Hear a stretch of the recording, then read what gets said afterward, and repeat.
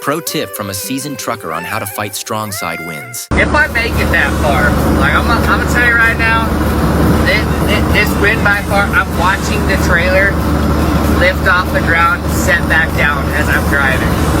Like that's how bad the wind is blowing right here. Like I'm watching the trailer going, and then I'll watch it lift.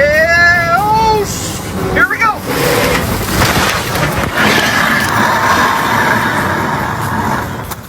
Just as he's explaining, a huge gust hits. Next thing you know, the rig's tipping over in seconds. All that advice, and now he's on his side. Should have parked instead of filming.